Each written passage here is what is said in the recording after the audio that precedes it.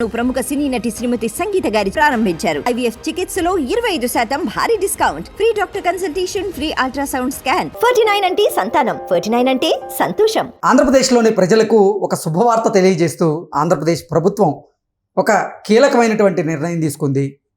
గ్రామాల్లో ఉన్నటువంటి పేదలకు 3 సెంట్లు, అలాగే పట్టణాల్లో ఉన్నటువంటి పేదలకు 2 సెంట్లు ఇళ్ల స్థలాలను వారికి కేటాయించబోతున్నటువంటి నేపథ్యంలో గతంలో జగన్మోహన్ రెడ్డి గ్రామాల్లో ఉన్నటువంటి పేదలకు 1.5 సెంటు, అలాగే పట్టణాల్లో ఉన్నటువంటి పేదలకు 1 సెంటు ఇళ్ల స్థలాలను కేటాయించి ఎన్నికల సమయంలో దాన్నే డప్పు కొట్టుకున్నటువంటి నేపథ్యంలో ఇప్పుడు అసలు ఆంధ్రప్రదేశ్లో అధికార మార్పిడి జరిగిన తరువాత చంద్రబాబు గారు ఇచ్చిన హామీలన్నింటినీ కూడా నెరవేరుస్తూ వస్తున్నారు. అందులో భాగంగానే పేదవారి కోసం గ్రామాల్లో 3 సెంట్ల స్థలం, అలాగే పట్టణాల్లో 2 సెంట్ల స్థలాన్ని కేటాయించినటువంటి నేపథ్యంలో ఈ అంశం మీద మనం విశ్లేషణ చేసుకునేటువంటి ప్రయత్నం చేద్దాం. ప్రస్తుతం మనతో పాటు ఉన్నారు ప్రముఖ రాజకీయ విశ్లేషకులు, ప్రముఖ సీనియర్ జర్నలిస్ట్ దుర్గా వడ్లమణి గారు. వారితో మాట్లాడదాం.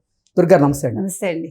ఆంధ్రప్రదేశ్ రాష్ట్రంలో ఉన్న పేదలకు శుభవార్త, అలాగే జగన్మోహన్ రెడ్డికి మింగుడు పడని వార్త ఆంధ్రప్రదేశ్ ప్రభుత్వం అందజేసింది. గ్రామాల్లో ఉన్నటువంటి పేదలకు 3 సెంట్లు ఇళ్ల స్థలం, అలాగే పట్టణాల్లో ఉన్న వారికి 2 సెంట్ల ఇళ్ల స్థలాన్ని కేటాయించింది. దీని మీద మీ ఎనాలిసిస్ ఏంటి? అంటే చంద్రబాబు గారు ఒక్కొక్క హామీ నెరవేర్చుకుంటూ వస్తున్నారండి. ఎన్నికల్లో వీళ్ళు ఏదైతే ఇచ్చారో తెలుగుదేశం కూటమి, ఆ హామీల్లో భాగంగా ఇప్పుడు అంటే ప్రతిపక్షం అడుగుతున్నది అదే కదా, మీరు అన్ని హామీలు ఇచ్చారు, ఏది నెరవేర్చట్లేదు అని అంటోంది. ఒక రోజులో నెరవేర్చడానికి ఇప్పుడు వాళ్ళు వచ్చి ఇంకా 50 రోజులు కాలేదు, పూర్తిగా 50 కంప్లీట్ అయినట్టుంది అంతే. కాబట్టి ఆ విషయంలో మనం అట్లీస్ట్ కేసీఆర్ని మెచ్చుకోవాలి. ఆయన అన్నారు కదా, రేవంత్ రెడ్డి ప్రభుత్వం రాగానే కనీసం వాళ్ళకి 100 రోజుల టైం అయినా ఇవ్వాలయ్యా మనం అని అన్నారు కదా ఆయన. సో ఆ రకంగా అంటే రాజకీయ పరిజ్ఞానం లేకపోవటం వల్ల వైసీపీ ప్రభుత్వం డే 1 నుంచి 4వ తారీఖు రిజల్ట్ వస్తే 5వ తారీఖు నుంచి వాళ్ళు మొదలు పెట్టారు. ఇంకా ఇది చేయాలి అది చేయాలంటూ ఆ రోజు నుంచి. సో 50 రోజులు పూర్తయ్యే జగన్మోహన్ రెడ్డి కూడా చెప్పాడు కదా, శిశుపాలుడి 100 తప్పులు ఎలా అయితే క్షమించారో మనం కూడా ఇప్పుడు చంద్రబాబు గారు చేసేటువంటి 100 తప్పుల వరకు క్షమిద్దాం, తర్వాత మనం ఏంటనేది నిరూపిద్దాం అంటూ కూడా ఆయన ఆ పార్టీ శ్రేణులకు కూడా దిశానిర్దేశం చేసేటువంటి ప్రయత్నం చేశాడు కదా. అంటే అక్కడ తప్పులు వేరు, పథకాలు వేరు కదండి. తప్పులు అంటే ఆయనకు అన్ని తప్పే, చంద్రబాబు కూర్చున్నా తప్పే, నిల్చున్నా తప్పే. ఆయనకి అసలు చంద్రబాబు పేరు చెప్తేనే తప్పు, కాబట్టి అది కాదు ఇక్కడ విషయం. ఏది ఏమైనప్పటికీ ఇప్పుడు అంటే జగన్మోహన్ రెడ్డి ప్రభుత్వంలో 2019 నుంచి 2024 వరకు మీరు చెప్పినట్టుగా 1 సెంటు పట్టణాల్లోనూ 1.5 సెంటు గ్రామాల్లో ఇచ్చారు.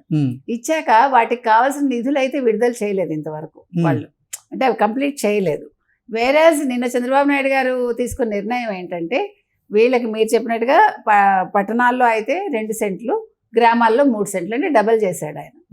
ఆయన మీరు చెప్పినట్టుగా 100 రోజుల్లో 1.25 ఇళ్ళు అన్నారండి. ఏడాదికి 8,25,000 ఇళ్ళు నిర్మించి ఇస్తామని అన్నారు. ఇందులో పేదలతో పాటు జర్నలిస్టులకు కూడా అవకాశం కల్పిస్తామని చెప్తున్నారు. అంటే పేదలతో పాటుగా మధ్యతరగతి అలాగే జర్నలిస్టులకు కూడా తక్కువ ధరలకే భూ కేటాయింపు జరిపేలాగా మేము నిర్ణయం తీసుకుంటామని చెప్పారండి. అదొకటే కాకుండా ఇప్పుడు ఇక్కడ హైదరాబాద్ లో ఏ రకంగా కుకట్పల్లి ఇలాంటి చోట్ల అప్పుడు కట్టారు కదా, అంటే ఫ్లాట్స్ తరహాలో ఆ రకంగా కట్టించి ఇవ్వాలి అనేది ఆయన ఉద్దేశం అని మనకు తెలుస్తుంది. అయితే దీనికి ఎంత మరి బడ్జెట్ కేటాయింపులు అవంతా ఆ వివరాలు అయితే ఇంకా చెప్పలేదు. ఏదైనా కూడా యుద్ధ ప్రాతిపదికన చేయాలి అని అయితే వాళ్ళు అనుకుంటున్నారు, అంతవరకు మనకు తెలుస్తుంది. ఇక్కడ మనం ఇంకొక విషయం చెప్పుకోవాలండి. ఇప్పుడు గత సర్కార్ అయితే ఇళ్ల పట్టాల కోసం భూసేకరణ చేసి వాళ్ళు ఏం చేశారంటే లేఅవుట్లు వేయని భూముల్లో కూడా ఇళ్ల స్థలాలు పొందని పేదలు ఉంటారు కదా, వాళ్ళకు కూడా 3 సెంట్ల స్థలం ఇస్తామని ఇప్పుడు ఈ ప్రభుత్వం చెప్తోందనమాట. అలాగే ఎన్టీఆర్ ఇళ్ల లబ్ధిదారుల విషయంలో కూడా పక్షపాత ధోరణితో వ్యవహరించి పూర్తయిన ఇళ్లకు కూడా అప్పుడు చెల్లింపులు చేయలేదు వైసీపీ ప్రభుత్వం. సో అటువంటి బాధిత లబ్ధిదారులకు కూడా చెల్లింపులు జరపాలని సీఎం చంద్రబాబు ఆదేశించారు. ఇకపోతే మీరు ఇందాక చెప్పినట్టుగా పోలవరం పునరావాస ఇళ్ల గృహ నిర్మాణ శాఖకు సంబంధించి పోలవరం R&R కింద ఇళ్ల గృహ నిర్మాణ శాఖకు అప్పగింతపై చంద్రబాబు సానుకూలంగా స్పందించారట. ఈ విషయాన్ని మనకి మంత్రి పార్థసారథి గారు తెలుపుతున్నారు. గత ప్రభుత్వం ఏం చేసిందంటేనండి ఇళ్ల స్థలాలు ఇచ్చి మౌలిక సదుపాయాలు కల్పించలేదు.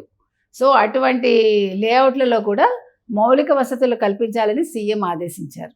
ఇది కూడా మంత్రి గారే వివరిస్తున్నారు. ఉమ్, ఇక 2014-19 కాలాన్ని 2019-24 హయాంతో పోలిస్తే గత ప్రభుత్వంలో పేదలకి 9,000 నుంచి 10,000 కోట్ల వరకు అన్యాయం జరిగిందట. ఉమ్, సో వైసీపీ ప్రభుత్వం ఏం చేసింది, ఈ ఆర్థిక లాభాన్ని పేదలకు అందకుండా చేసింది. ఓకే. ఇకపోతే ఎప్పుడు చూసినా నా ఎస్టీలు, నా ఎస్సీలు, నా బీసీలు అంటాడు కదా ఆయన, ఉమ్, ఎవరు? నా జగన్మోహన్ మైనారిటీలు. రెడ్డి గారు, గత ముఖ్యమంత్రి గారు. ఉమ్, అయితే ఆయన వీళ్ళెవరికి కూడా ఎటువంటి లబ్ధి ఇవ్వలేదు. 2014-19 మధ్య కాలంలో ఏమైందంటే యూనిట్ ఖరీదు 2.5 లక్షలతో పాటు ఎస్సీ ఎస్టీలకు అదనంగా 50,000 నుంచి 1,00,000 వరకు లబ్ధి చేకూరితే, ఈయన హయాంలో కేంద్ర బడ్జెట్లో 4 లక్షల యూనిట్ వ్యయంతో ఇళ్లను వచ్చే ఏడాది మార్చి నుంచి మంజూరు చేస్తామని ప్రకటించిన నేపథ్యంలో రాష్ట్ర వ్యాప్తంగా అర్హులైన వారిని గుర్తించి లబ్ధి చేకూర్చేందుకు త్వరలో సర్వే చేపడతామని, కొత్తగా ఎంపిక చేసే లబ్ధిదారులకు కూడా ఇది వర్తిస్తుందని ప్రభుత్వం చెప్తోంది. ఇకపోతే రాష్ట్ర గృహ నిర్మాణ శాఖ ప్రధానమంత్రి ఆవాస్ యోజన ఆసరాతో చేపట్టిన గృహాల్లో ఇంకా 8 లక్షల గృహాలు పూర్తి చేస్తారట. అంటే ఇది ఇంకా పురోగతిలో ఉంది, వాటిని కంప్లీట్ చేస్తారు. CAMAY 2.0 ప్రకారం కొత్తగా లబ్ధిదారులకు ఎంపిక చేసి ఇళ్లని మంజూరు చేస్తారు. ఇక అమరావతి పరిసర ప్రాంతాల్లో ఇళ్లు మంజూరై కోర్టు కేసుల్లో ఉండి ఇల్లు నిర్మించుకోవటానికి అవకాశం లేని చోట సంబంధిత లబ్ధిదారులకు కొత్త పథకంతో ఇవ్వాలని నిర్ణయించారు. So okay. ఏ రకంగా చూసుకున్నా మనం ఇటు రాష్ట్రానికి సంబంధించి అటు కేంద్రానికి సంబంధించి, అంతేకాకుండా ఆల్రెడీ ఇల్లు కట్టుకుని కోర్టు కేసులో ఉన్న వాళ్ళకి వీళ్ళందరికీ కూడా లబ్ధి చేకూర్చే విధంగా ఇప్పటి ప్రభుత్వం నిర్ణయాలు తీసుకుందండి. దీనివల్ల త్వరలో వీళ్ళందరికీ కూడా అంటే ఇల్లు వచ్చే అవకాశం కనిపిస్తుంది మనకి. జగన్మోహన్ రెడ్డి పాలనలో పేదలకు 8 లక్షల ఇల్లు మంజూరైనవి. ఇప్పుడు చంద్రబాబు గారు ఏడాదికి 8,25,000 ఇళ్ల నిర్మాణాలు చేపడతామంటూ ఆయన భరోసా ఇస్తున్నటువంటి నేపథ్యంలో గత ప్రభుత్వంతో పోలిస్తే ఈ ప్రభుత్వం ఎన్ని రెట్లు ముందుంది అంటే ఏం చెప్తారు? డబల్ ఉందండి, మనకు అందులో సందేహం లేదు. ఉమ్, ఇప్పుడు 8.25 అంటే చాలా ఎక్కువ కదా. ఉమ్, అది చేయగలిగితే నిజంగా పేదలు సంతోషపడాల్సిన అంశం ఇది. వీళ్ళు ఎంత త్వరితగతిని పూర్తి చేయగలిగితే, ఆ ఏడాది కాలం పెట్టారు కాబట్టి ఏడాదికి 8,25,000 ఇళ్ళు అంటే మన 5 ఏళ్లలో చూసుకోండి. ఆ రకంగా అంటే చాలా మందికి లబ్ధి చేకూరుతుంది, అది మంచి విషయమే. గతంతో పోలిస్తే ఈ ప్రభుత్వం అంటే తొందరగా నిర్ణయాలు తీసుకుంటుందని భావించవచ్చు. ఆ నిర్ణయాలని అమలు చేస్తే త్వరితగతిన ఇంకా బాగుంటుందండి. జగన్మోహన్ రెడ్డి పాలనలో పేదలకు 8 లక్షల ఇల్లు మంజూరైనవి. ఇప్పుడు చంద్రబాబు గారు ఏడాదికి 8,25,000 ఇళ్ల నిర్మాణాలు చేపడతామంటూ ఆయన భరోసా ఇస్తున్నటువంటి నేపథ్యంలో గత ప్రభుత్వంతో పోలిస్తే ఈ ప్రభుత్వం ఎన్ని రెట్లు ముందుంది అంటే ఏం చెప్తారు? డబల్ ఉందండి, మనకు అందులో సందేహం లేదు. ఉమ్, ఇప్పుడు 8.25 అంటే చాలా ఎక్కువ కదా. ఉమ్, అది చేయగలిగితే నిజంగా పేదలు సంతోషపడాల్సిన అంశం ఇది. వీళ్ళు ఎంత త్వరితగతిని పూర్తి చేయగలిగితే, ఆ ఏడాది కాలం పెట్టారు కాబట్టి ఏడాదికి 8,25,000 ఇళ్ళు అంటే మన 5 ఏళ్లలో చూసుకోండి. ఆ రకంగా అంటే చాలా మందికి లబ్ధి చేకూరుతుంది, అది మంచి విషయమే.